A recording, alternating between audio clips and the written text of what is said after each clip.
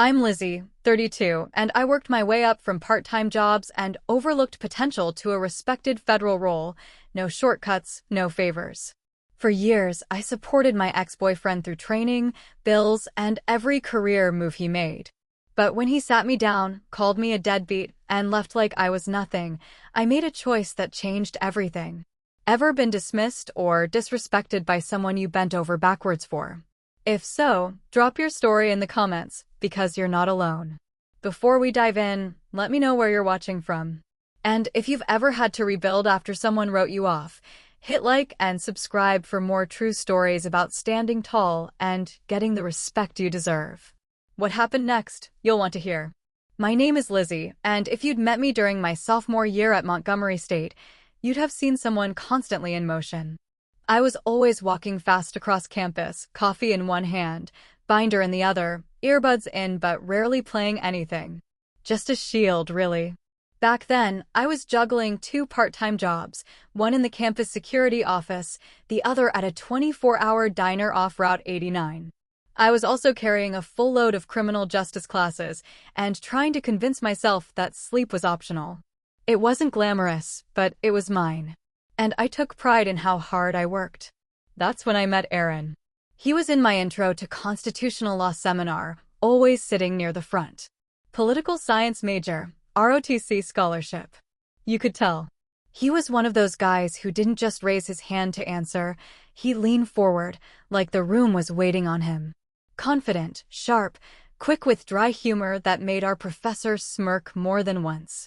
One afternoon, after class let out early, we ended up walking the same direction. He asked if I was planning on joining the campus protest happening that evening. I said no, I had a double shift and a paper due by midnight. He raised an eyebrow and said, "Damn, you're really grinding, huh?" I shrugged. Comes with the territory. He smiled, then offered to walk me to the library. That was the start of it. The thing about Aaron was, he knew how to pay attention, at least in the beginning. He'd remember little details, like what kind of granola bar I kept in my bag, or how I always retied my ponytail before big tests. He'd show up at my diner shifts, slide into a booth near the back, and pretend he just happened to be studying. When I finally gave in and let him buy me a coffee after my Tuesday night shift, he told me, "You've got grit. Most people just complain. You actually do something." It sounded like a compliment. We started dating that fall. Slowly at first, then all at once. He'd walk me home from night shifts, sit with me while I worked on case briefs. He started calling me Jules, and eventually left his toothbrush at my place. Somewhere between late-night exam prep and weekend trips to the armory for his ROTC drills, we became serious. He was always talking about his future commission. His plan was to commission as a second lieutenant, then do intel. Go where the real decisions happen, he'd say. I encouraged him. Proofread his applications. Helped him prep for interviews.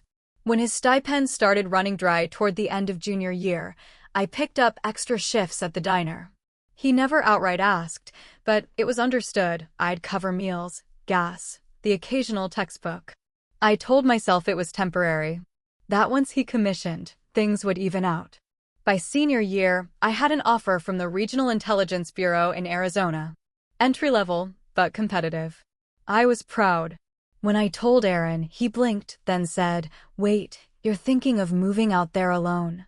I explained that it was a good opportunity. I could get in, work my way up. He scratched the back of his neck and said, "Yeah, but I just got placed at Fort Landry. That's in South Carolina. That's, like, nowhere near Arizona." There wasn't a discussion. Just a pause. Then he added, "You're not really the alpha type anyway. I can't picture you chasing down suspects in the desert." I don't know why I laughed. I think it was reflex. A week later, I declined the job in Arizona and started looking for paralegal roles near Fort Landry. My academic advisor was confused. "I thought you were set on intel work?" she asked. I just said something about priorities shifting. After graduation, I moved into a one-bedroom apartment 10 minutes from base. Aaron moved in a month later, once his housing assignment went through. I didn't mind the change. I figured we were building something. I was still working full-time, First as a temp in a law office, then eventually with a private investigations firm, but our lives started orbiting around his schedule. His drills, his field exercises, his evaluations. He'd come home tired, drop his gear on the floor, and fall asleep mid-sentence.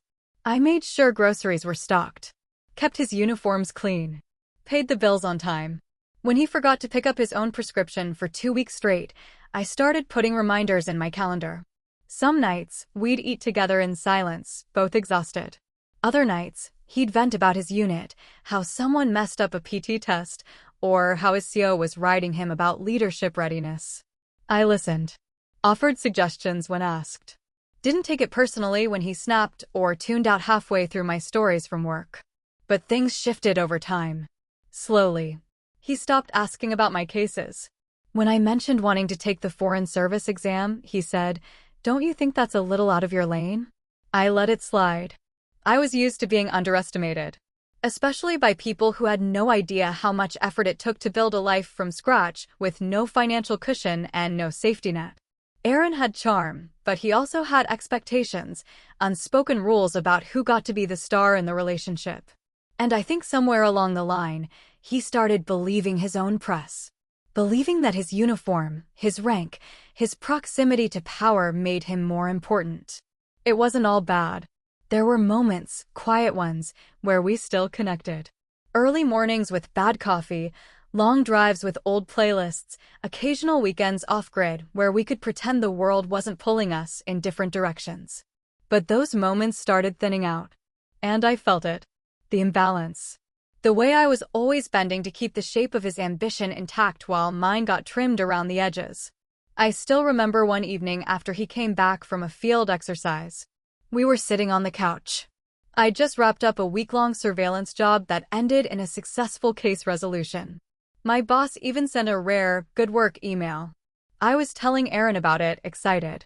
He nodded, barely listening. Then said, "Hey, my CO said I might be up for an early leadership rotation." Pretty good, huh? I congratulated him. Then asked, gently, if he thought we could start planning ahead, maybe save for a condo, figure out next steps together. He shrugged. "We'll see. I'm going places, Jules. I just don't know if you're built for the same track." I didn't say anything. Just looked at the chipped edge of my mug and nodded. That wasn't the moment everything fell apart. But it was the moment I realized I'd spent 3 years investing in someone who only saw me as useful when I made him look better. I was tired. And not just from the long hours or unpaid emotional labor. I was tired of shrinking. Still, I stayed. For a while. Because leaving meant admitting I'd bet on the wrong person. It wouldn't be the last time Aaron called me a deadbeat. But it was the first time I started believing I deserved more. Not in a grand, defiant way. Just in the quiet way you realize a door has been closed for a long time, and maybe it's time to find another one. That moment would come. Eventually. But back then, I still had more lessons to learn. And he still had more lines to cross. It didn't happen all at once. That's the thing no one tells you about slow erosion. You only realize something's missing when it's already been worn down past recognition. At first, I chalked it up to stress. Aaron was newly commissioned, navigating a steep learning curve. He was adjusting to his unit, field demands, evaluations, constantly juggling what felt like a dozen moving parts. I wanted to be understanding. I knew the workload. I knew how hard he'd worked to get there. So when the late nights started, I told myself it was temporary. When the text stopped being thoughtful and became logistical, grab toothpaste or not home till late, I figured it was just a phase. But small things started piling up.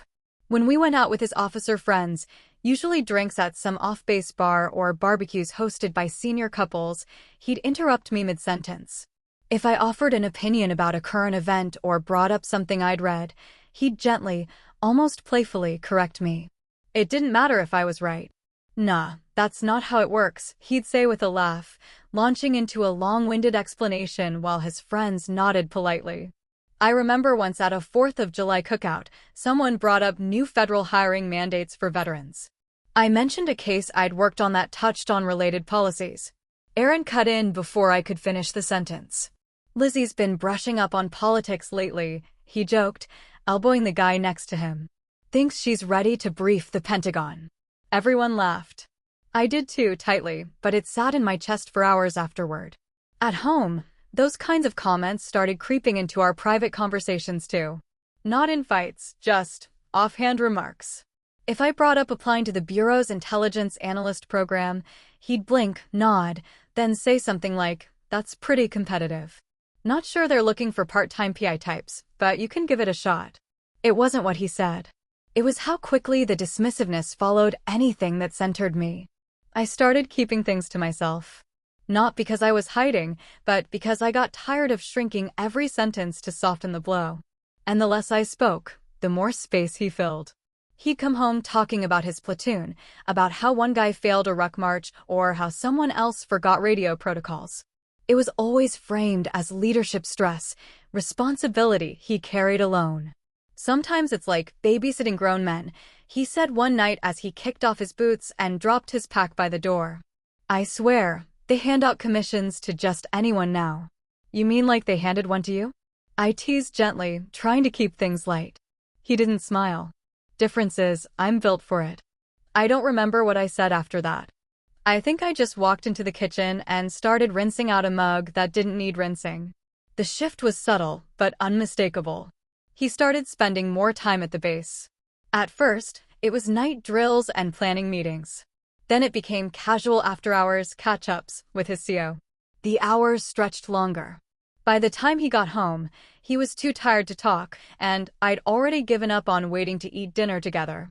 We existed in the same space, but it felt like two separate lives running in parallel.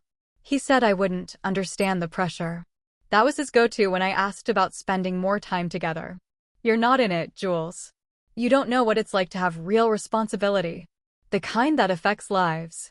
I didn't point out that I'd spent the week working on a case involving a missing teen. That my job required me to comb through surveillance, interview witnesses, coordinate with underfunded departments across 2 counties. I didn't say any of that, because somehow, nothing I did ever seemed to count. I noticed he'd started following a certain kind of woman on social media. At first, it was just a few profiles, mostly spouses of officers in his command chain. I didn't think much of it. But then I started seeing more accounts, women with big eyes, polished hair, picture-perfect homes decked out in red, white, and blue. Their bios were always some version of army wife, boy mom, prayer warrior. They posted photos of their husbands in uniform, hashtags like #ProudMilitarySpouse and #DutyFirst. It wasn't jealousy. It was more like a slow recognition that Aaron was starting to idealize a very specific mold, one I didn't fit into. I didn't host potlucks or decorate with star-spangled centerpieces. I didn't wait by the door in curls and pearls. I worked. I was tired. I didn't perform patriotism the way those accounts did. He never brought it up directly, but I could feel it. The unspoken comparison.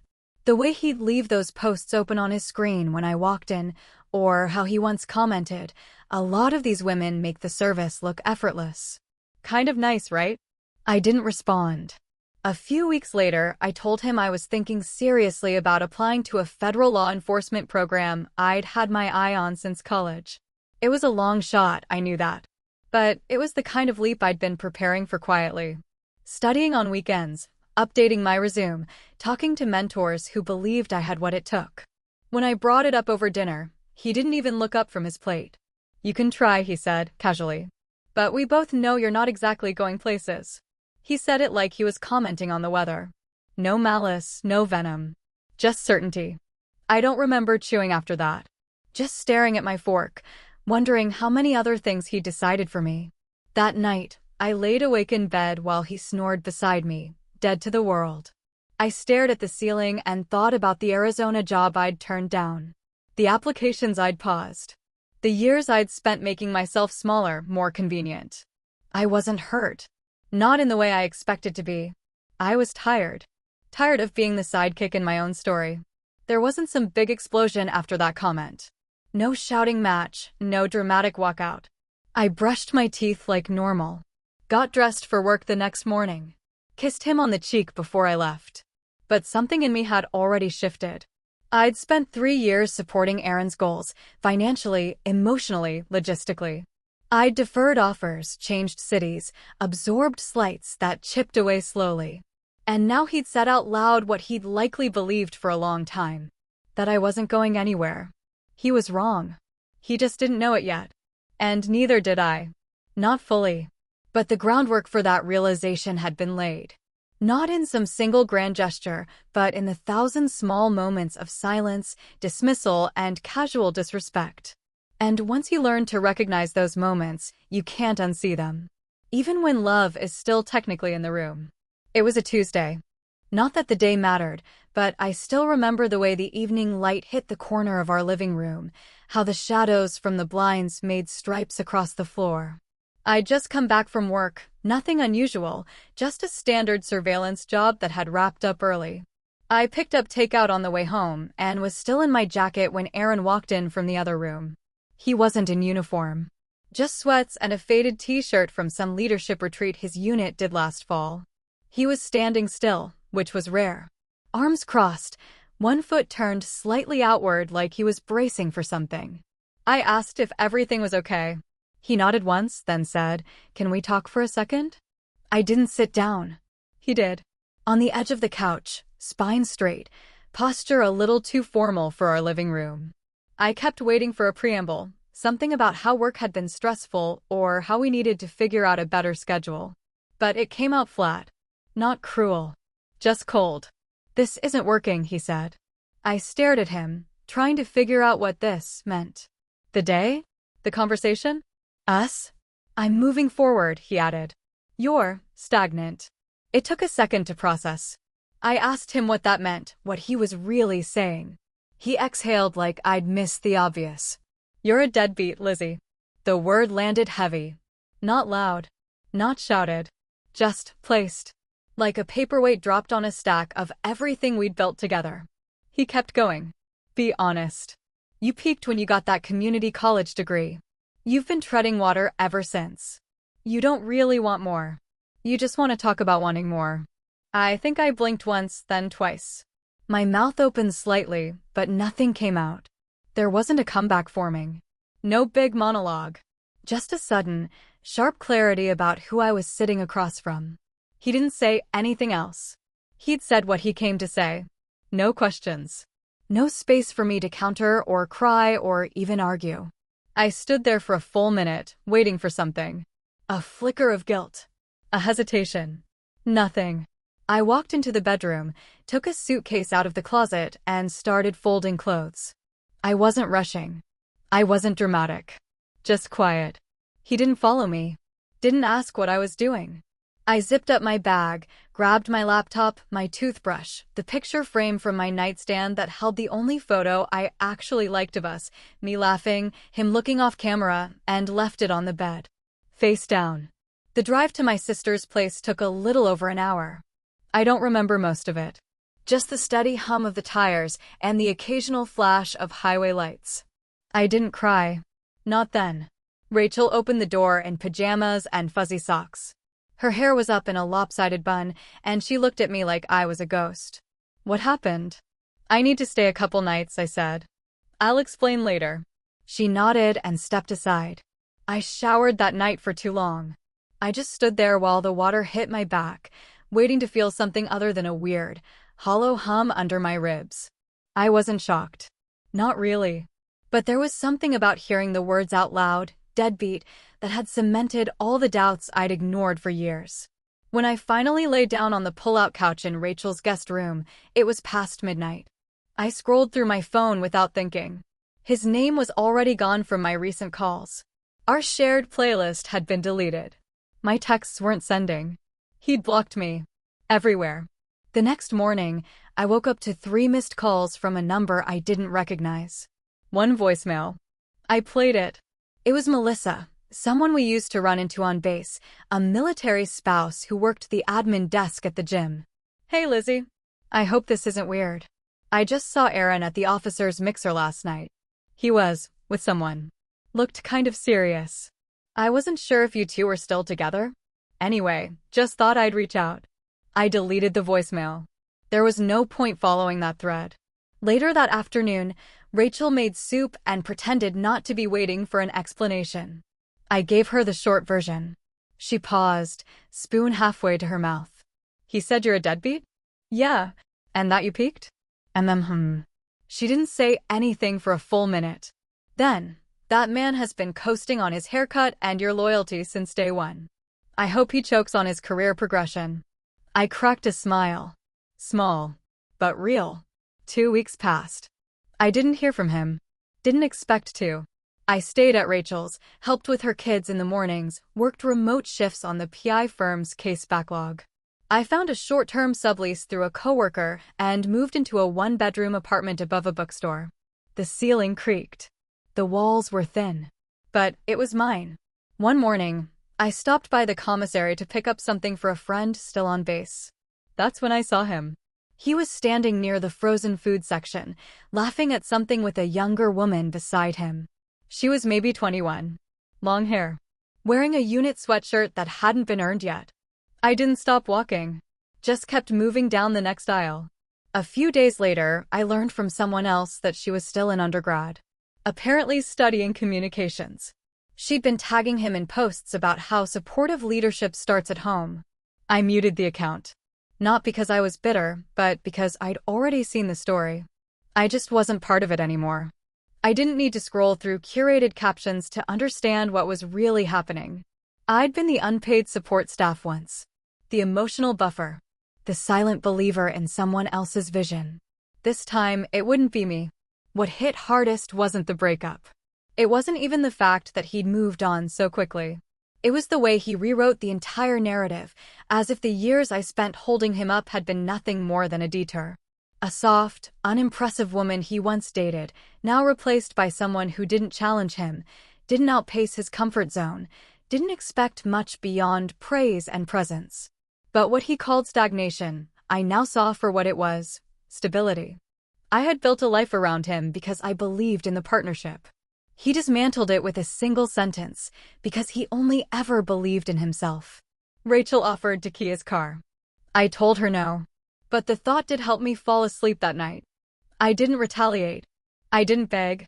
I didn't post cryptic quotes on Instagram. I just kept moving forward, quietly, steadily, with a clarity I hadn't felt in years. He thought he was stepping up. But he'd just stepped out of the one thing in his life he didn't deserve. And he wouldn't realize it. Not until the night he introduced me to someone who outranked him. But that part of the story comes later. The humiliation wasn't sharp. It was dull, like pressure against a bruise you forgot you had until something pressed on it too hard. The breakup itself was simple. No shouting. No final door slam. Just a few flat sentences and silence.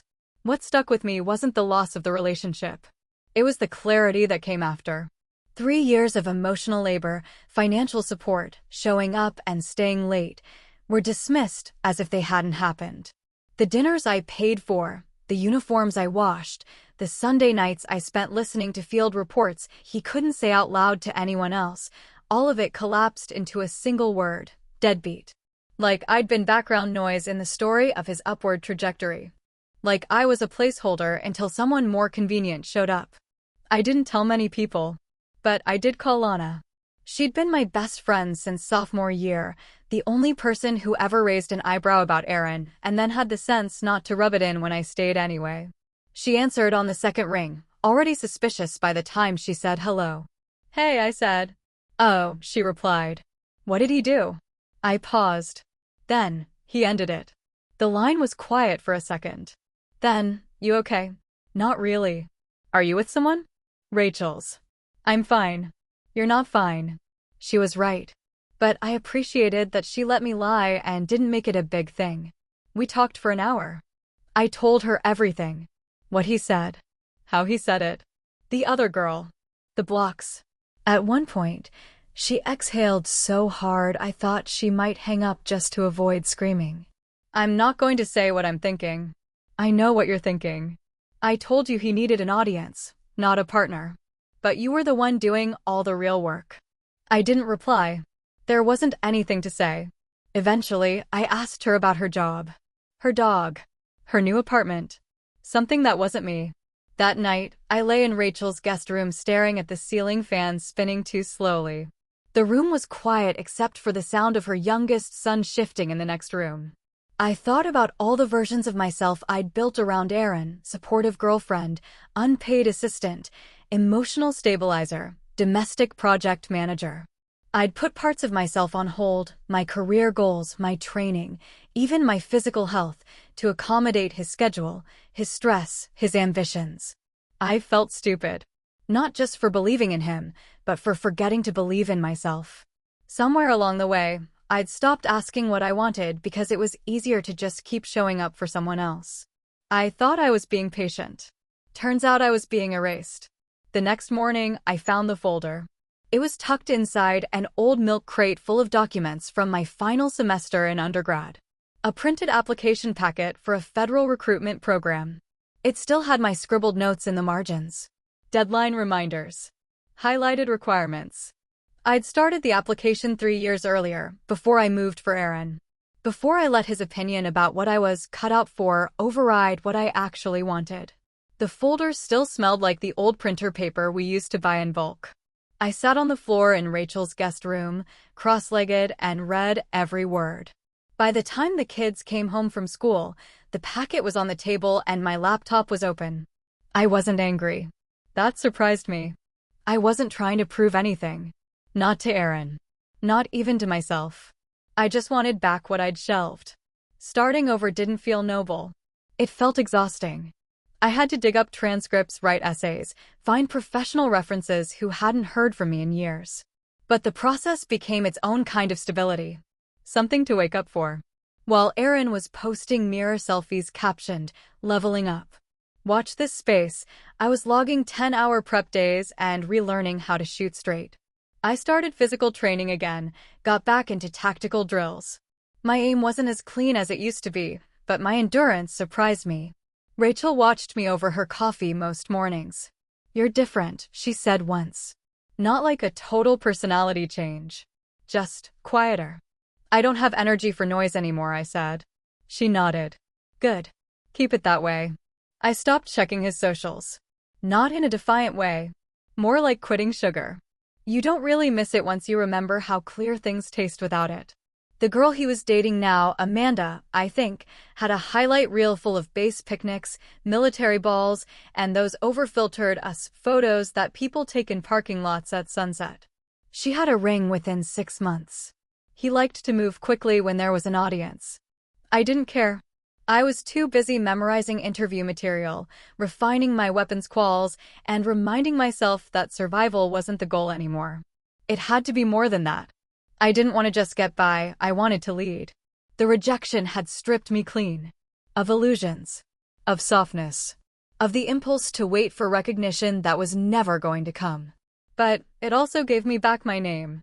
I wasn't Erin's girlfriend. I wasn't someone's support system. I was Lizzie again. I was the girl who'd once finished a forensics simulation 2 full hours ahead of everyone else in her class. The one who could hold her ground in an interrogation lab.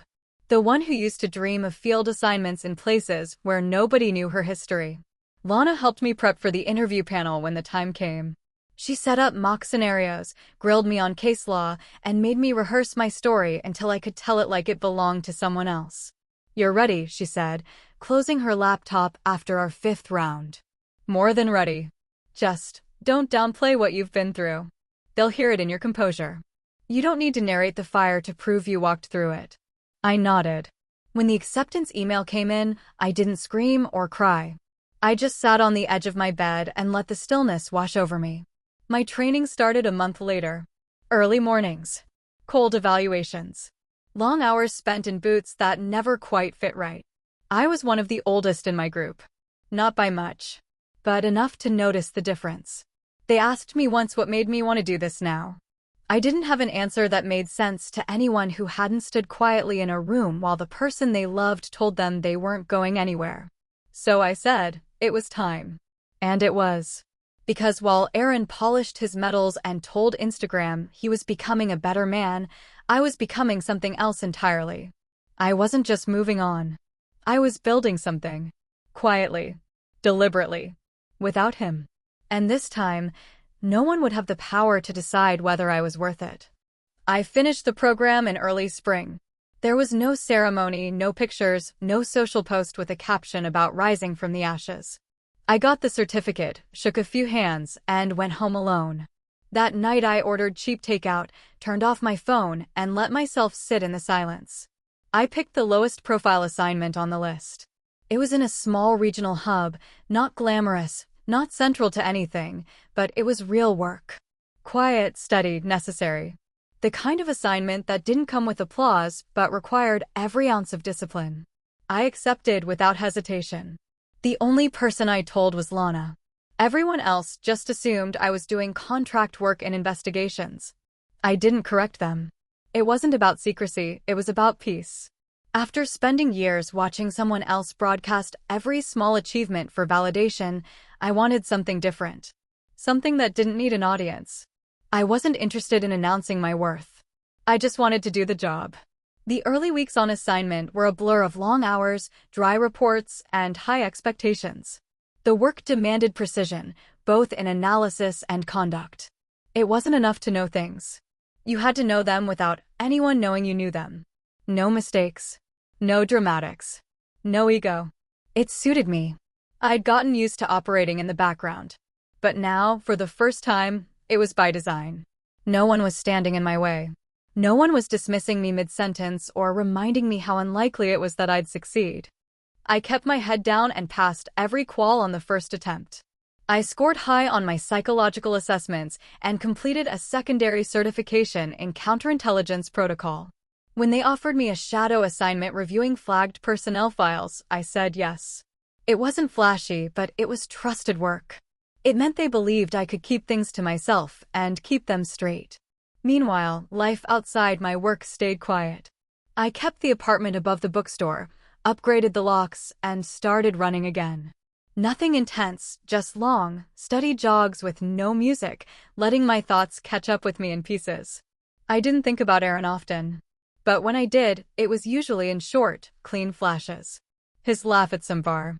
His voice correcting me in front of people. His silence when I told him I wanted more. That version of him didn't feel like someone I missed. He felt like a closed chapter. But closed chapters have a way of slipping notes under the door. It started with a text from Lana. Just a screenshot. A post from someone we both knew on base. The caption read, "Last night's formal was eventful." A photo followed, Aaron, glass in hand, face flushed, clearly mid-sentence, while a superior officer beside him stared off in visible discomfort. The comments weren't kind. A few hinted at drama. A couple joked about someone forgetting how to shut up. I didn't reach out. I didn't need to know more. But a week later, the rumor landed more directly. One of the techs in my office had a cousin stationed near Aaron. We were in the break room when she said his name offhandedly, talking about some mess at a formal event involving a junior officer mouthing off after too many drinks. Some guy from Fort Landry. Name started with an A. Arlen? No, Aaron. Something about him having a reputation for arrogance. Anyway, he got formally reprimanded. Not discharged, just slapped around a bit on paper. I didn't react. I nodded, sipped my tea, and went back to my desk. But the weight of that moment stayed with me. He used to carry himself like nothing could touch him. Like promotions were inevitable, like people respected him because they should, not because he earned it. I used to believe that confidence was leadership. Now I understood it was just noise. The email came 3 months later. The subject line was blank. The sender was a personal Gmail I didn't recognize at first. I clicked before I could second-guess it. Didn't expect you to ghost. Guess I was wrong about who the real Deadbeat was. That was the whole message. No greeting. No sign-off. Just those 2 lines. It didn't make me angry. It made me tired. The irony of it was almost laughable. This man who vanished the second I stopped serving his ambition, now accusing me of abandonment because I didn't linger in his shadow. I didn't reply. Not because I didn't know what to say, but because silence was the only language that still held any power. He didn't get access to my time or energy anymore. Not even enough for a retort. Instead, I closed the email, flagged it for archive, and went back to reviewing a file on a contractor who'd falsified a travel record.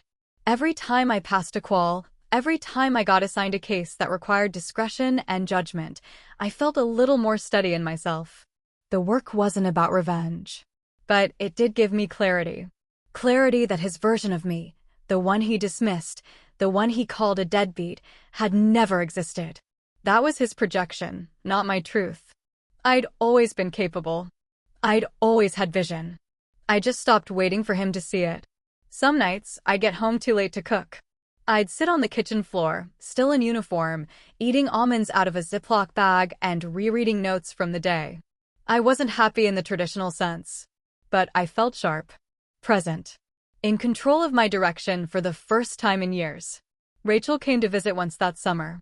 She sat on my balcony drinking coffee, watching the street below, and said, "You don't flinch anymore. You used to flinch when someone said his name." "I forgot I did that," I said. "You don't have to remember. You just have to keep going." I did.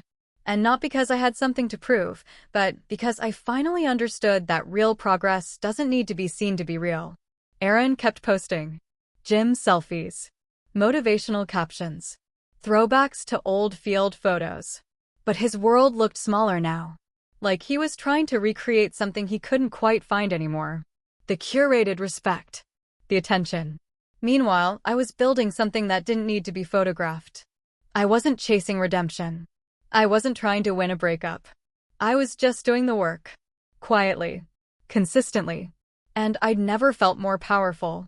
The transformation wasn't sudden. There was no moment where I looked in the mirror and didn't recognize myself, no single achievement that made everything click into place. It happened in pieces, paperwork submitted on time, clean assessments, quiet commendations passed from one supervisor to the next. No one threw me a party. I didn't expect one. But I moved up. Quietly.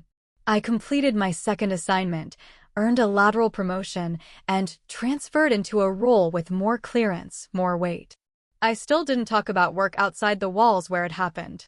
I'd learned the value of keeping important things to yourself, especially when other people had made it their habit to diminish them.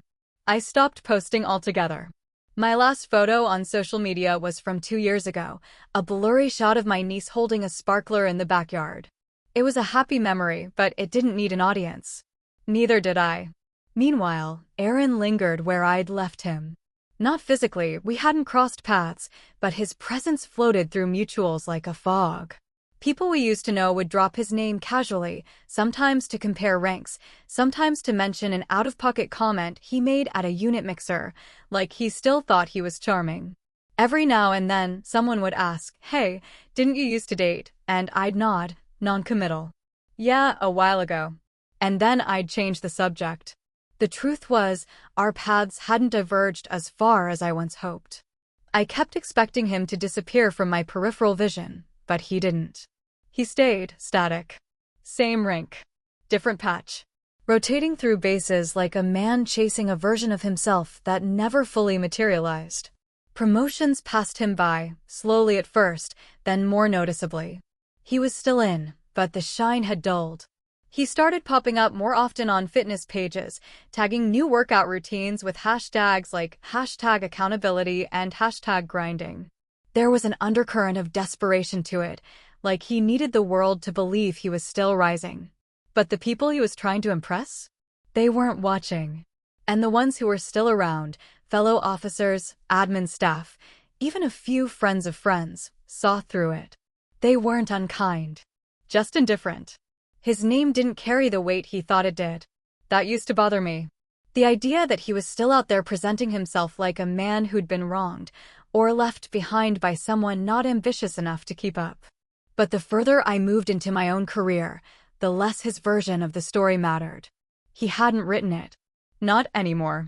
That was mine. Still, I remembered everything he said the night he ended it. The way he leaned back on the couch, arms crossed, and delivered his speech like it was a favor. The words he used, stagnant, peaked, deadbeat. I remembered his tone. Detached. Certain. I carried that moment with me, not as a wound, but as a compass. Every time I felt like cutting corners, every time the work got too heavy or the hours too long, I'd hear him again. And I'd keep going. Not to spite him. But to keep a promise I made to myself the night I packed my bag and left, no one like him would ever shape my future again.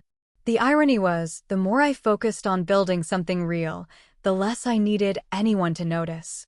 In my third year post-certification, I was assigned to a task force focused on internal vetting. It was sensitive work, reviewing personnel flagged for conduct, chain of command irregularities, financial inconsistencies. Names passed across my desk that I recognized. Some I'd worked alongside. Some I'd only heard about. I treated every case the same. One afternoon, I opened a file and felt my chest tighten, not with emotion, but with recognition. It wasn't Aaron's name on the cover, but his unit, his commanding officer.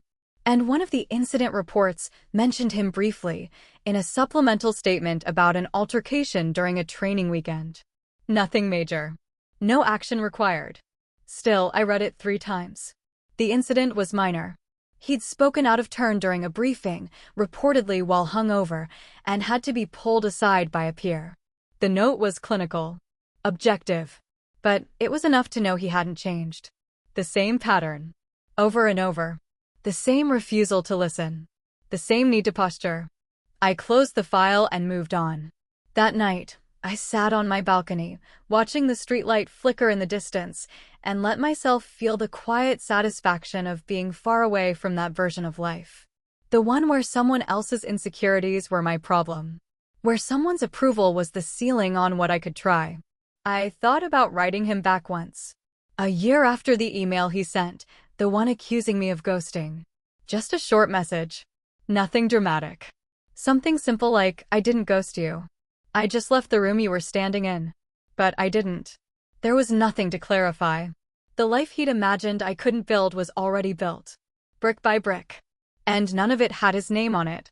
Lana called around that time. She always knew when to check in, even if we hadn't spoken in weeks. You still good? She asked. Better than good, I said. Just quiet. Quiet's underrated, she said. So is being underestimated. I smiled. Not by me. She laughed. Remind me to never bet against you. The truth was, no one had bet on me in a long time. Not at the start. Not when I backed out of Arizona. Not when I took the low-profile assignment. Not when I started my training again while everyone else was coasting. But I'd bet on myself. And slowly, it paid off. I wasn't rich. I wasn't famous. I didn't have a platform or a highlight reel. But I had respect from people who worked beside me and knew what it meant to show up every day without the need for applause. Aaron never reached out again. Last I heard, he was still active duty, still chasing his next move. Still trying to find someone who'd see him the way he insisted he be seen. I didn't need to follow his updates.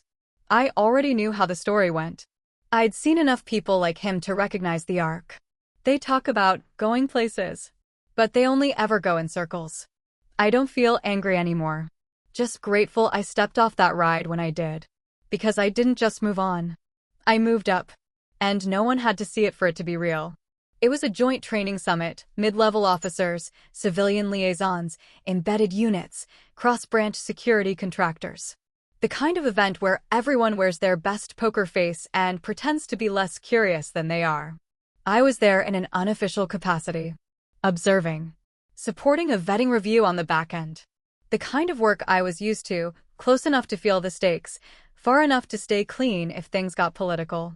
I didn't expect to hear his name. Not there. Not after all this time. It was late in the afternoon, second day in. The room smelled like burnt coffee and dry erase markers, and people were starting to lose interest in panel discussions. I was standing by a catering table, half listening to a conversation about clearance upgrades, when someone tapped my shoulder. She was Navy. Civilian side, logistics. We'd worked together once, a few years back, on a temporary interagency detail. Sharp, good memory. We caught up quickly, just enough to check boxes, and then she dropped it. Random question, she said. Are you the same Lizzie who used to date an army guy named Aaron? Aaron L. I didn't flinch. I am, I said. She hesitated. He asked about you. Earlier this week. Said your name came up in a list, something administrative, and he did a double take. Said he wasn't sure if it was that Lizzie. I kept my expression even. And what did you say? I told him I wasn't sure. He said you were a different person back then. That it'd be wild if it was actually you. I nodded. You can confirm it if you want. She studied me for a second, like she was trying to piece together what kind of history we were talking about. But she didn't ask. Just nodded once, respectfully, and moved on. That night, I lay in my hotel room staring at the ceiling, thinking about how different that conversation would have felt 5 years ago. Back then, it would have shaken me. I would have gone into overdrive, wondering what he said, how he said it, what people were thinking, whether they saw me through the lens he used to describe me. Now, I just felt detached. There was no apology waiting in my inbox. No follow-up message. No formal attempt to reconnect. Just a second-hand inquiry, vague, soft-edged, careful.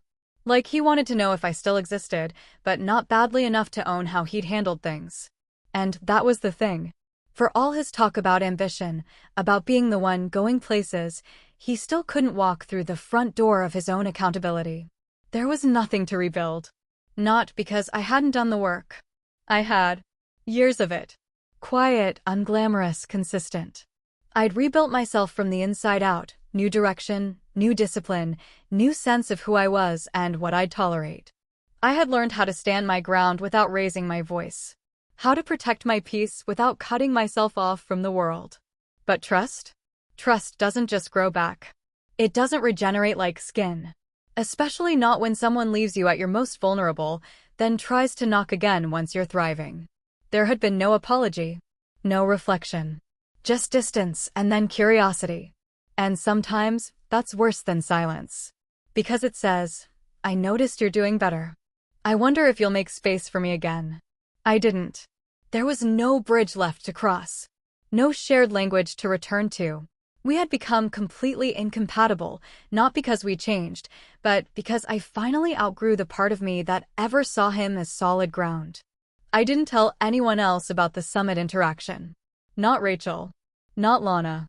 Not even the few friends I still had who remembered the early days, when I moved across state lines to support a man who said I had grit while dismissing my goals as side quests.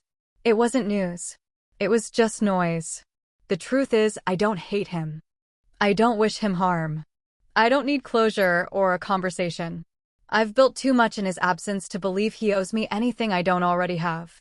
What I needed, what I used to beg for in silence, was recognition. A simple acknowledgement that I had value. That I was capable. That I wasn't just a supporting character in someone else's story. But I don't need that anymore. Because somewhere along the way, I stopped waiting to be seen. I just started seeing myself. The months after the summit passed without incident.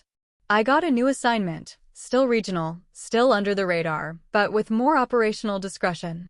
I trained 2 junior officers, both sharp and serious, and saw pieces of my younger self in how hard they worked to be taken seriously. One of them asked me during a late shift what made me pursue this line of work.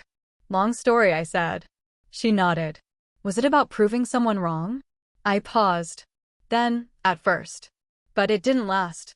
She looked at me for a second, then went back to her screen. I didn't elaborate. She'd figure it out in time. It's easy to build your fire on resentment. It burns fast. Hot. And then it leaves you cold when there's nothing left to fuel it. But building on discipline? On clarity? On a quiet refusal to be defined by someone else's limitations? That lasts. Aaron may still be out there, telling versions of our story that make him feel better. Maybe I was a cautionary tale in his mind. The girlfriend who didn't keep up. The one who left when things got tough. The one who stopped being useful and started being inconvenient. But I don't exist in that story anymore. I live in the one where I kept my file clean. Where I showed up to work that didn't come with trophies. Where I moved up without the world watching. Where the people who matter salute me and call me ma'am. And not because I demand it, but because I earned it. 6 months ago, I attended a military ball, not because I wanted to, but because I was assigned to. It was part of an interagency networking initiative, the kind of event where your presence matters more than your comfort. I wore the dress uniform. Simple. Standard. Nothing embellished. Badge visible. Most of the people there didn't know me, which was fine. I wasn't there to be known. I was there to represent my agency, my division, the work. It wasn't glamorous, but it was the kind of night that left a paper trail. Who stood where? Who spoke to whom? Which departments showed up and who they brought with them? I stayed close to a few colleagues. Mostly talked shop. We rotated between polite conversation and scanning the room, watching for senior leadership. At some point, a brass band struck up a formal tune, and the clinking of cutlery gave way to a quieter energy, more formal, more observant. That's when I saw him. Aaron. He walked in wearing his dress blues. Hair trimmed sharp, same posture I remembered, chest forward, eyes scanning. He was with another officer, older, higher ranking. Someone with medals that meant something. Aaron looked smaller next to him than I remembered. Not physically. Just less inflated. I watched him notice me. There was this slight hitch in his step. Not a stumble, he recovered quickly, but enough that I knew he hadn't expected to see me there. Definitely not in uniform. Definitely not standing where I was, talking to the people I was talking to. He approached. I didn't move. Didn't brace. Lizzie, he said, stopping just in front of me. Wow. I didn't know you'd be here. He had that look on his face. The one people wear when they're trying to land on the right tone. Like he wasn't sure if I'd greet him with a handshake or a slap. I nodded once. Neutral. He turned to the man beside him, clearly wanting to do some casual introductions, maybe slip back into that old charm routine that used to work when he needed to appear connected. Sir, this is Lizzie. We used to date. But the commander didn't wait. He looked at me directly. Measured. Then stepped forward and snapped a crisp salute. Ma'am, he said. Good to see you. That's all.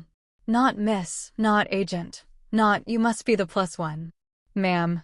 I returned the salute, steady and clean, held it just long enough to signal recognition, then nodded once and turned back to my colleagues. I didn't look at Aaron again. I didn't have to. In that one exchange, everything he'd ever said about me, the doubts, the put-downs, the cheap jokes, dissolved under the weight of that one word. Ma'am. It wasn't just protocol. It wasn't about gender. It was about respect. Real respect.